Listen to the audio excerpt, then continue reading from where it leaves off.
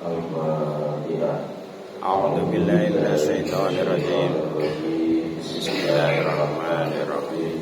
Alhamdulillahirabbil alamin arrahmanir rahim maliki yaumiddin. Iyyaka na'budu wa iyyaka nasta'in. Ihdinas siratal mustaqim. Siratal ladzina an'amta 'alaihim ghairil maghdubi 'alaihim waladdallin. Amin. Rabbir lana wa liwalidayna.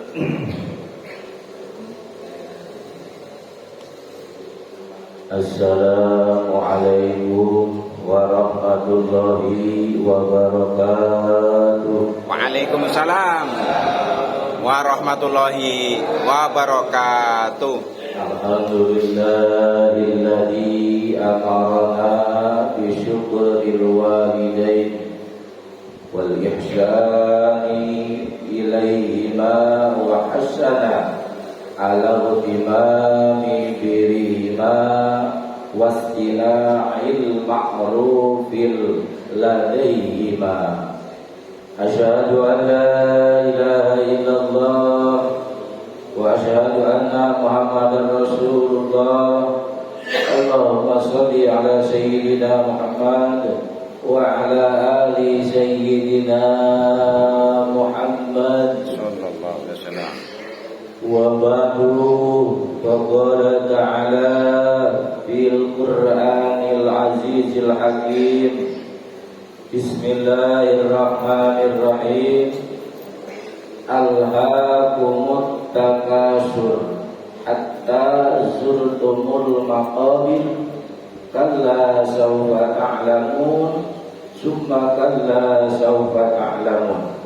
Kalla law ta'lamuna ilmal yaqin latarawunnal jahim summa latarawunnaha 'ainal yaqin summa latus'alunna yawma idzin 'anil na'im. Alaya an Abi Hurairah radhiyallahu ta'ala qala Rasulullah Sallallahu alaihi wasallam, man kadzdzaba alayya muta'ammidan falyatabawwa maq'adahu minan nar. Wa qala aidan alaihi salatu wassalam Rasulullah sallallahu alaihi wasallam, irhamu salasan minan nas ajijan jalla ghaniyan qadim taqara wa faqihan yal'abu fihil juhad. Al hadis. Sadaqallah wa sadaqa Rasulullah Habibul Karim wa nahnu ala dzalika minas syahidin wasyakirin walhamdulillahirabbil alamin. Amma ba'du. Hadirin Iwan Bidin jamaah salat subuh yang dirahmati Allah Subhanahu wa taala. Masih tetap kita tercurah dengan rasa syukur kita kepada Allah, yang mana syukur kita yang paling utama yaitu syukur apa Pak? Syukur iman dan syukur sehat ya. Ada orang yang sehat tidak dibarengi dengan iman, belum tentu ada di masjid, betul kan? Sebaliknya ada iman, ada sehat, tapi tidak iman. Nah ini ada iman, tidak sehat, tidak datang juga ke sini karena tidak sehat kan, walaupun ada iman. Sebaliknya sehat ada, iman tiada, juga sama, belum tentu bisa duduk di majelis taklim. Ya, alhamdulillah dengan menambah iman kita karena kita selalu melantunkan sholawat dan salam kepada baginda Nabi Muhammad sallallahu alaihi wasallam. Luar biasa. Maka dari itu sebelum kajian ini sedikit ya, mari kita bersalawat terlebih dahulu sebagaimana waliullah Imam Abu Hanifah ya, yang menjadi seorang wali, masih tetap dia mengakui dirinya begitu tawadhu di hadapan Allah Subhanahu wa taala ya, masih mengaku bahwa dirinya belum tentu ahli surga. Ini waliullah Pak. Imam siapa? Imam Abu Nawas ya, yang sebagaimana sairannya yang sering kita baca. Ayo kita baca bersama-sama. Mudah-mudahan sairan beliau menjadi pembuka pintu rizki yang paling utama ya. Menjadi pembuka, penghalang hijab belum dihancurkan dengan membaca salawat-salawat para awliya ya. Allahumma sholli wa sallim wa barik alaihi wa ala alihi ilahil astulil firdausi ala wa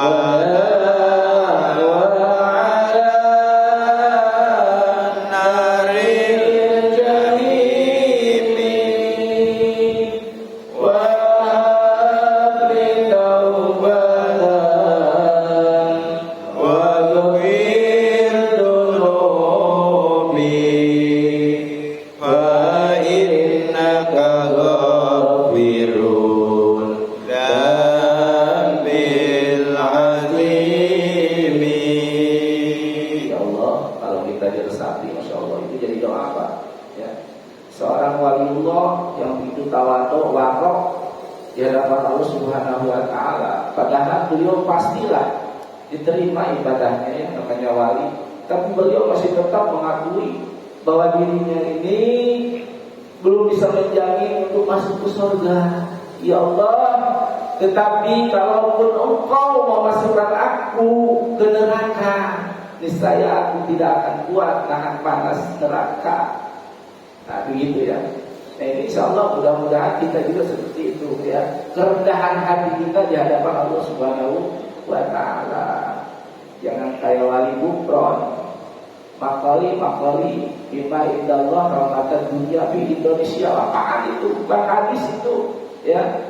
Mana ada seorang wali ngaku wali, Allah apa ini terjadi hari ini, hati-hati Bapak ya. Mengaku tarekat Qadiriyah, Masya Allah, awas jangan terbawa dengan tipu daya ya, seperti tadi di mukadimah surat At-Takatsur yang selalu mengingatkan kepada kita Pak ya. Surat At-Takatsur orang sering terbengkalai, sering dilalaikan dengan perlombaan mencari kemegahan.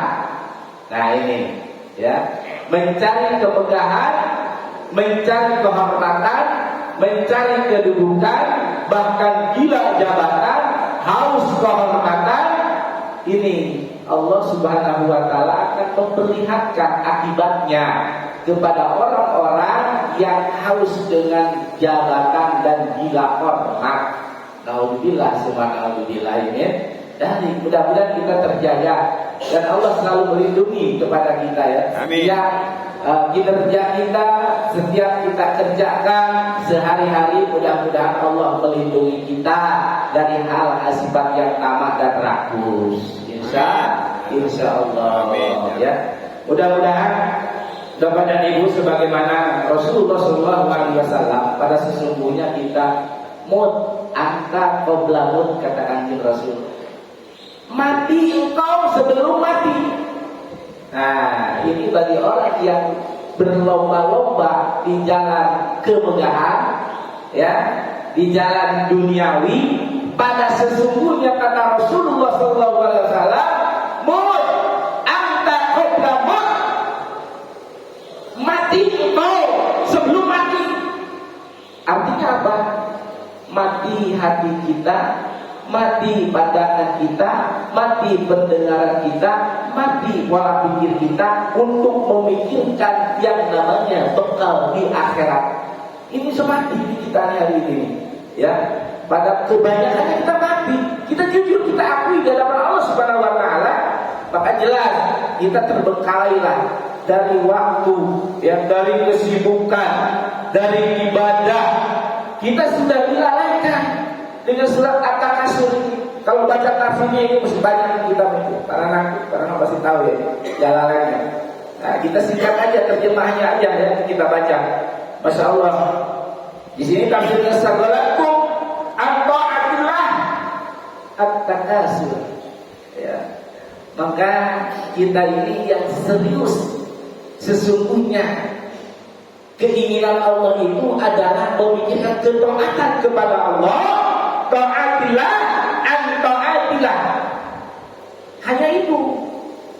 Manakala orang sudah taat kepada Allah, taat disiplin kepada Allah, niscaya Allah akan mengabulkan apa yang kita inginkan, sebagaimana tadi dalam syairat Abu Nawas. Ya, walaupun kita ini tidak mengharapkan surga, tetapi kita sudah dimasukkan kategori kita orang yang bertaat kepada Allah Subhanahu wa taala, itu sudah pasti kita akan dimasukkan ke surganya Allah. Meskipun kita ibadah kita tidak ada seberapa, sedikit ibadah kita, tapi Allah sudah menilai kepada hamba-Nya sebagai hamba yang taat kepada Allah. Allah akan menyediakan tempat balasan dari Allah Subhanahu wa taala, akan diperlihatkan oleh Allah. Apa yang kau berbuat selama ini di dunia, kau berlomba, bukan dijatuh kebaikan, ternyata berlomba hal duniawi yang diukur tandanya, disuruh tandanya hanya sekilas kebahagiaannya, padahal itu belum tentu bisa menjamin bahagia abadan-abadan selamanya. Ini ya Al-Hakumut, kalau dibaca semua tafsirnya Masya Allah merinding. Ya, bahkan ini orang yang sudah lupa diri dengan berlomba mencari kemudahan sampai ke yang lahat, Allah sudah menutup hidayahnya, tidak akan dibuka kebenaran dari Allah Subhanahu wa taala. Ini celaka. Orang yang sudah berlomba-lomba bukan di jalan kebaikan, malah di jalan yang tidak Allah cintai. Bukan berarti Islam ini tidak boleh untuk meraih kekayaan. Sebagaimana Ali karramallahu wajhah, maka sesungguhnya kefakiran itu mendekatkan ke kafiran, kan begitu? Ya, artinya kita berlombalah untuk mencari alat. Kekayaan dijadikan alat, bukan kekayaan dijadikan tujuan. Itu maksudnya begitu. Kalau Allah Raja Ali itu begitu memberikan perkataannya kepada kita. Carilah kemegahan, tapi jangan dijadikan tujuan. Karena untuk mencari kemegahan itu tidak akan ketemu titik finishnya.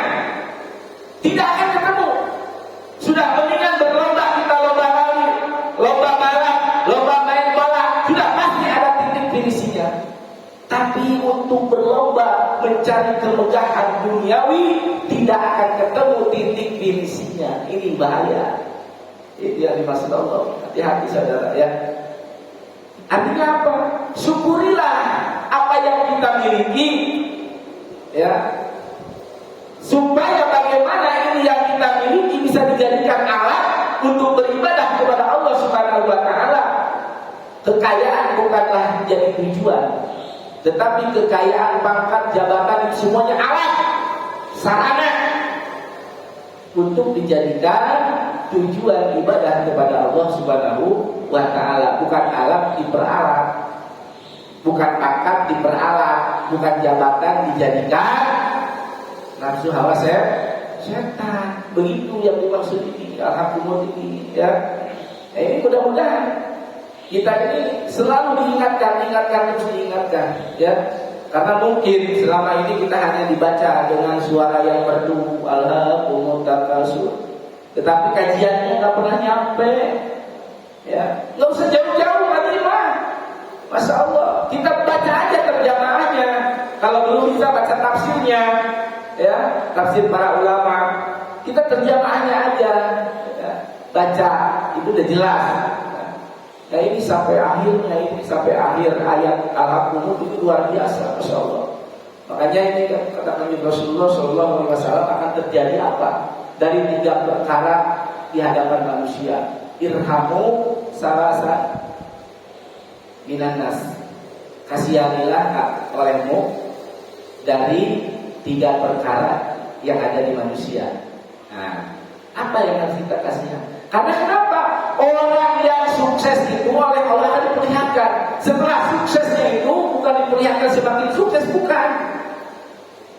Justru Allah akan memperlihatkan dari kesuksesannya, dari kehebatannya, dari kepintarannya, akan diperlihatkan akibat daripada perbuatannya. Nah ini, ayo kita kaji bareng-bareng, ya. Apa yang dimaksud Rasulullah SAW tadi? Kan Rasul sudah mengatakan kita tuh mati, pada hakikatnya kita mati, enjoy. Tidak pernah berpikir, tidak pernah peduli dengan kesusahan orang lain, malah justru selalu menyinggung dan menyakiti perasaan orang lain, meremahkan dan merendahkan, memojokkan dan menghinakan. Ini hari ini terjadi, Masya Allah. Saling menghinakan, merendahkan, memojokkan, menjatuhkan. Ya, terjadi kita nih. Kalau kita buka di media sosial, Masya Allah. Inilah tanda-tandanya akan kehancuran datang, tidak akan lama lagi di tengah-tengah kita. Iya, kita tidak pernah berbuat demikian, tetapi kita akan digulung karena kita ada di tengah-tengah. Allah Akbar. Ini, ayo kita bersama-sama kita untuk memperkuat, memperkokoh hati kita, tauhid kita, akidah kita kepada Allah Subhanahu wa Ta'ala.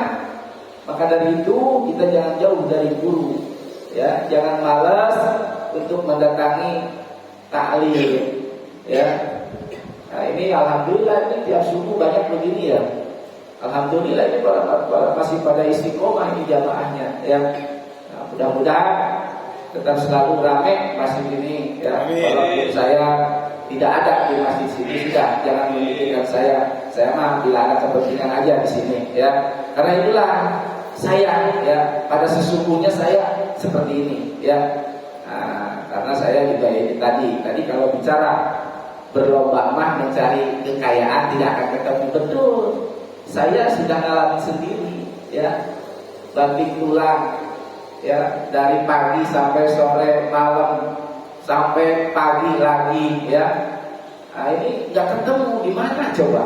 Apa yang kita perjuangkan? Masya Allah. Tapi mudah-mudahan ini diberikan nilai ibadah di sisi Allah Subhanahu wa Ta'ala. Amin. Nih, kata Rasulullah SAW tadi yang dalam hadisnya, hadis pegangannya aja ya. Irhamu salasan minan nas. Kasihanilah olehmu, gitu kan, 3 perkara terhadap manusia. Artinya tetangga kita, kawan kita, sohib kita, ya. Nah ini kita diperlihatkan oleh Allah Subhanahu wa Ta'ala akibat daripada surat At-Takasur ini. Saya bahas sedikit, ambil tafsirnya aja, ya. Yang pertama, nih, yang akan kejadian oleh manusia yang sombong, ya, yang agul, orang Sunda mah, Pak gurunya, anu jelema nu agul, adinggu gede hulu, agul paling butut, nah begitu. Ini akan diperlihatkan akibatnya oleh Allah Subhanahu wa Ta'ala. Ayo kita lihat, ya, kita buktikan, kita lihat banyak kejadian kawan kita yang tadinya sukses sekarang jadi jatuh hina, betul nggak? Banyak kejadian kali ini, ya.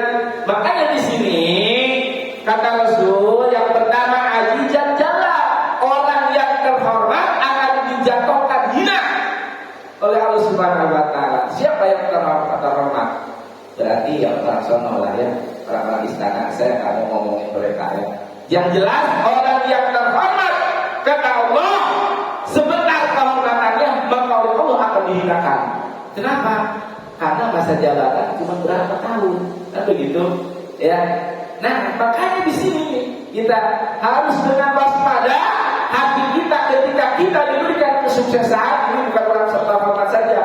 Keduanya, dunia kabinka orang kaya menjadi fakir. Aduh, Masya Allah. Orang sukses, orang kaya akan menjadi fakir. Nah, ini kewajiban siapa? Kewajiban kita. Kita sebagai orang yang berilmu, yang mempunyai wawasan, yang mempunyai nasihat pencerahan kepada saudara kita, maka dekati. Jangan dijauhi. Kalau ada teman kita sedang keadaan bobrok usahanya, jangan diasingkan, jangan dicuekin. Ayo silaturahim, deketin, hibur, berikan pencerahan kepada kawan kita, sahabat kita. Nah, ini tugas kita, Pak. Ya, supaya tidak minder, tidak menjadi korban perasaan ketika berkumpul. Ini tugas kita, orang-orang yang berilmu. Dikemanakan ilmu pengetahuan kita, hasil ngaji dari guru kita, kalau nggak bisa menerapkan dari kehidupan bersama kawan-kawan kita. Nah, disinilah terjadinya akan berpecah di antara kita karena perbedaan, mungkin beda tujuannya. Ya, oke dah, beda ilmu itu udah hal biasa ya. Hurufnya berbedaan, sudah hal biasa dari dulu, dari zaman sahabat itu sudah berbeda. Yang mungkin sekarang beda tujuan, itu aja, betul nggak? Hanya beda tujuan, masya Allah. Ya, nah ini akan sampai terjadi dengan kawan kita. Nah, kemudian yang ketiga kata Rasulullah SAW yang harus kewajiban kita, kalau kita bantu, kita angkat kembali. Jadi jangan selama dia senang aja kita akrab, selama dia kaya kita akrab, kita hormat, itu jangan artinya. Ya, ini yang paling bahaya. Yang ketiga, paling bahaya yang ketiga. Apa? Yang ketiga yaitu wafaqihan yang abu bihil juhal. Ahli fikih, ahli berpikir, ahli ilmu yang dipegang oleh tangan penguasa jahat. Ulama yang dipegang oleh tangan yang berkuasa jahat. Ulama, hati-hati. Mendingan kayak saya jadi ulama bego, jadi ulama miskin. Betul, saya dari partai manapun datang saya ke rumah untuk membujuk saya jadi ustaz partai. Habis sama saya mas, ya diusir langsung. Bawa duit 17 juta di amplop. Hanya sekilas Pak, semusim partai aja kita dijadikan ustaz. Nah ini yang disebut wafaqihan yang abu bihil juhal. Celaka, hina, dicabut kalau barokahnya oleh Allah Subhanahu wa taala semesta. Kalau sudah ikut campur di bidang dunia, hati-hati Pak. Ini pasti, karena kemiskinan itu akan dijadikan dimanfaatkan oleh mereka. Ya, gara-gara kita miskin tapi bodoh, itulah kesempatan orang-orang kafir ya menyerang kita dengan mudah ya untuk menghancurkan iman Islam kita. Tetapi kita didasari dengan iman dan tauhid kita kuat, dibarengi dengan fikihnya, bertasawufnya kita jalankan. Itulah kewajiban kita, ya, bertauhid, berfikih, bertasawuf. 3, insya Allah kita selamat. Ya, kalau bicara tasawuf apa? Ya bicara tasawuf, kita sehari-hari sholat pakai peci, itu tasawuf. Sah saja, sholat gak pakai peci sah boleh, tapi tidak bertasawuf. Nah sedangkan 3 ini harus kita jalankan, harus kita pegang. Sholat pakai tangan pelek sah, tapi tidak bertasawuf. Tasawuf itu keunggulan daripada sunnah para alim ulama. Kalau kita menggunakan fikih saja, celaka, Pak. Tidak dibarengi disertai dengan tasawuf. Makanya jangan digegerkan. Ya, ada orang bersorban, masya Allah luar biasa. Itulah orang yang bertasawuf, menjalankan tasawuf di dalam sholat. Ya ini harus sekedar tahu Pak. Mudah-mudahan ke depannya Bapak pakai tangan aja semuanya. Apalagi sebagai imam, hati-hati. Ya. Sah, kalau sah boleh, ya. Sekali sholat pakai helm boleh, asalkan jangan menutup ini anggota sujud. Itu tasawuf. Sholat pakai topi, ya kita pulang kerja hampir ke masjid nggak ada kopiah, nggak ada songkok, ada topi aja dibalikin ke sini, kenapa sih? Nah itu termasuk orang yang bertasawuf, ya. Nah, hati-hati Pak. Ya, ini insya Allah kita akan termasuk golongan daripada ulama, golongan orang-orang ya selalu berpikir dan pinter cara berpikirnya di dalam agama. Pakai Pak, ya jangan hanya sekedar tahu ngaji Ridwan kesini jauh-jauh ngajarin fikih, ngajarin tasawuf ke kita, kok nggak diterapin sih? Nah ini sayang Pak. yang keluar anggaran untuk panggil guru kita. Dikemanain sayang Pak. Walaupun 300 sekali panggil, Masya Allah, kalau dimasukkan 2 kas itu bertumpuk di 2 kas masjid. Tapi yang disayangkan bukan masalah duitnya, ya, dia disayangkan ilmunya, pembuktian ilmu pemberian guru kita jauh-jauh. Di mana keberkahan ilmu? Astagfirullah. Kadang-kadang saya jengkel, saya lihat begitu. Bukan jengkel kepada orang dengan akhlaknya, ya. Awas, hati-hati. Ya, boleh pakai celana cingkrang boleh, sholat sah nggak apa-apa. Karena Rasul juga pernah, ya, sholat memakai celana cingkrang. Itu jangan geger. Ini kadang-kadang geger, ya. Ada atahiyat goyang-goyang. Jangan perhatiin sholat orang, biarkan saja. Mungkin maka begitu juga dia tahu syarat rukunnya, ya, dari gurunya. Kalau kita, ya kita seperti ini tegak-tegak aja udah. Ini kadang-kadang banyak laporan ke saya, Ustaz, di samping saya sholatnya goyang-goyang telunjuknya. Lalu sholat apa mengelihat di sholat orang? Aduh, Masya Allah, Pak. Ayo kita belajar dewasa, ya. Jangan menjadikan gara-gara burungnya kita tidak sama, kemudian kita jadi perbedaan, ya. Ayo kita satukan di masjid ini, karena masjid ini suatu tempat organisasi secara birokrasi, ya. Masjid ini, ya, secara birokrasi sebetulnya sudah menggambarkan kepada kita bagaimana kita cara berorganisasi di masjid, ya. Masjid tidak pandang siapa, mau yang miskin, yang kaya, pejabat, pangkat, ya. Kalau udah di masjid bersama di hadapan Allah Subhanahu wa Ta'ala, ya. Nah, kita datang duluan di sop depan, kita datang belakangan walaupun haji, udah di belakang aja, ya. Walaupun sekalipun jenderal, datangnya belakang, ya udah di belakang, gak usah mesti di depan. Masjid itu gak ada urut nomor sopnya, bebas bagi orang-orang yang beriman. Cuma itu tadi harus tahu diri. Yang pakai celana levis tolonglah jangan ada di sop depan. Awas, ya, di sebelah kanan, ya. Hargai ini, ya, masjid akhlak, ya. Tasawufnya di masjid itu harus kelihatan. Bukan berarti tidak boleh yang pakai celana levis di belakang mundur. Suruh maju yang pakai sarung ke depan, ya. Ini bentuk kerapihan kita cara berakhlak dan bertasawuf, ya. Bertasawuf kita terangkan, Masya Allah, ya Pak. Sholat kita belum tentu diterima, tapi ada salah satu yang diterima oleh Allah, cara berpakaian rapi. Itu yang diterima. Mungkin bisa ketutup dengan itu Pak, dengan sunnah.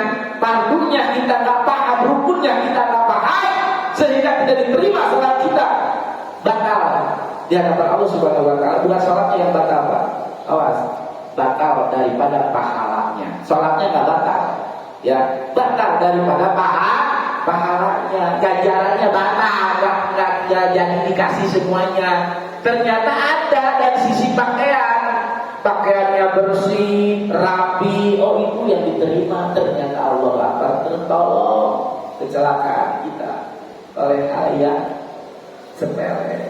Nah ini kita jaga Pak, ya. Mudah-mudahan saya menyampaikan seperti ini berdasarkan, ya Pak, ya, maaf, ya. Maaf, saya bukan benci, bukan marah, tapi ingin, gitu ya. Saya bukan berarti paling alim dan seorang ulama. Allahu Akbar. Saya tidak mau dipanggil ustaz pun tidak mau. Ya, saya jamaah sampai akhir hidup pun saya tidak mau dipanggil sebagai ustaz. Apalagi ulama al-karom. Saya mah udah. Saya selamanya sampai mati pun saya tetap jemaah atau santri lah kalau saya ngaji di seorang guru. Tetap saya santri. Nah ini Pak, ya, perlu kita benahi bersama-sama. Jangan kita sampai orang, termasuk orang yang terbengkalai, mengatur dalam ibadah kepada Allah Subhanahu wa Ta'ala. Allah akan membuktikan kepada siapapun, ya. Kalau Allah sudah marah, Allah sudah tidak suka, kepada siapapun akan dibuktikan. Bukti tadi itu ucapan Rasulullah SAW. Yang pertama haji jadilah, yang kedua wanian qadim kamerah, yang ketiga wafaqihan yal'amu bihil juha. Masya Allah, celaka ini, ya. Nah, artinya Ibu, bapak, ketika kita punya tetangga dalam keadaan bangkrut, jangan dijauhi, temenin seperti biasa, diakrabi, datangin, silaturahim, ya. Nah, itu. Terus ada tetangga kita yang tadinya dari pejabat, ya, dimutasi dari jabatannya di tempat tadinya di tempat basah ke tempat kering, ya. Jadi nggak biasa, nggak royal lagi terhadap kita, itu pun jangan dijadikan alasan, ya. Tetap kawan kita, sohib kita, ya, jamaah kita tetap itu, ya. Jangan dibeda-bedakan. Dan insya Allah mudah-mudahan dengan materi ini walaupun 10 menit, Bapak Ibu, ya, inilah karakter saya, sifat saya.